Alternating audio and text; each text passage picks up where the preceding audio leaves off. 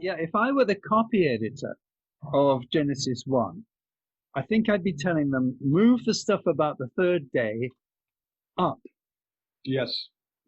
He's going to create the heavens, and he's going to divide the land from the waters. Fine. But then he has to make the sun to make there be day and night. Otherwise, what is the first day and what is the first night? And how does all the vegetable matter of the earth exist without there being any sun to nourish it during that period before the sun is created? Let's look at this. Yeah, because they're grass and herb yielding seed, and we're well into it. Yeah. And then verse 14, the light of the firmament of the heaven. Then we get to, the lights and so on, and then two great lights.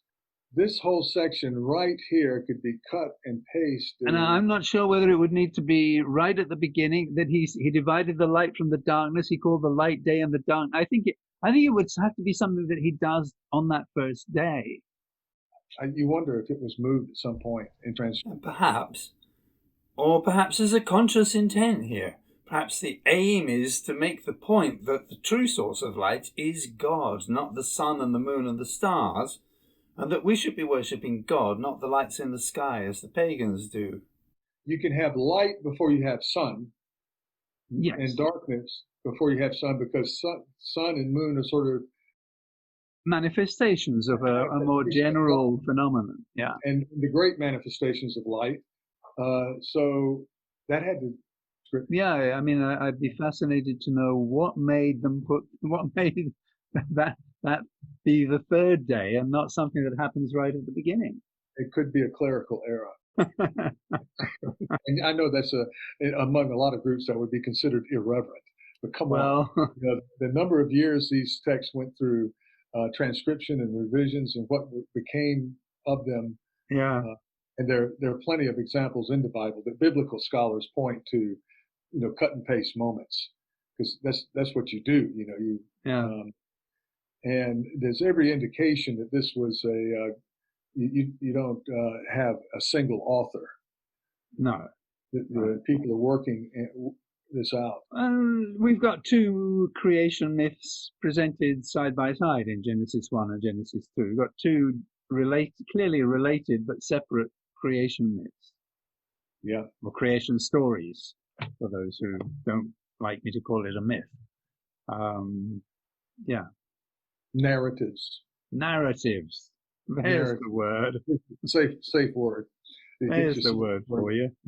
Well, the close reading of the Bible does tend to defeat the people who want to carry the sola scriptura, the word alone. It breaks that down. I mean, it argues for, however, whatever your religious beliefs are, it argues for a little bit more flexibility. But I wanted to look at the New International Version. Let there be light, and there was light. God saw the light was good. He separated the light from the darkness. There's nothing here that actually brings any kind of meaning to what we were having trouble figuring out. No, it doesn't cast any further light onto our confusions or difficulties with these verses, no. But it might be for people who are trying to teach the Bible for whatever purpose, it might be more accessible. However, I have gone with the King James.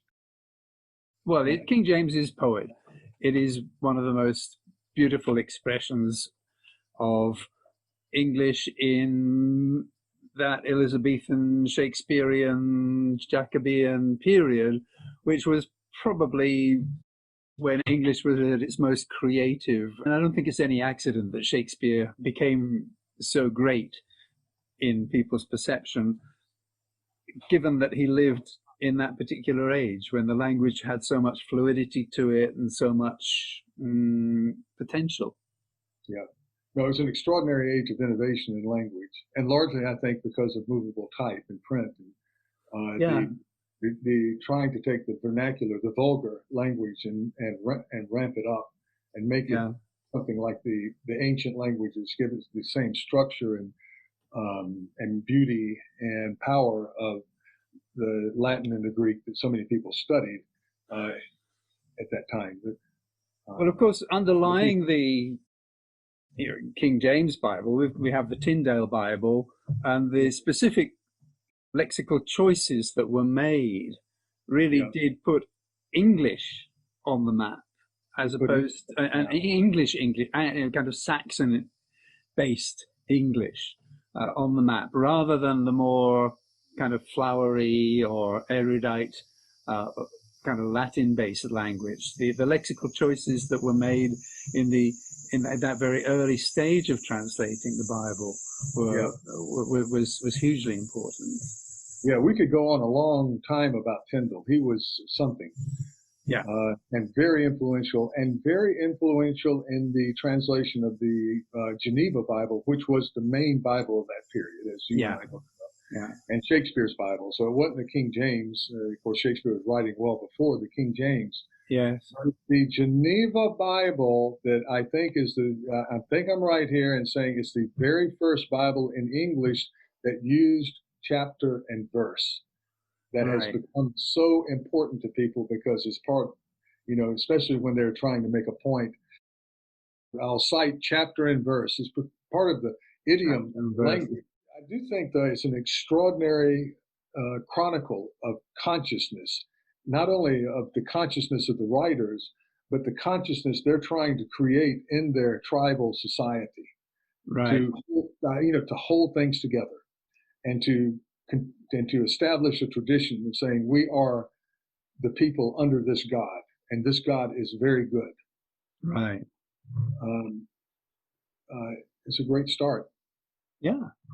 We are the crown of creation. What a piece of work is man. Yeah. It is hugely affirmative. It's a huge affirmation. Yeah. It's a huge affirmation. Yeah. Of God and man. Well, man hasn't gotten to do anything yet, but it's looking good. The management team is in, and it's looking very, very good. Like this would be very, very happy. Yeah.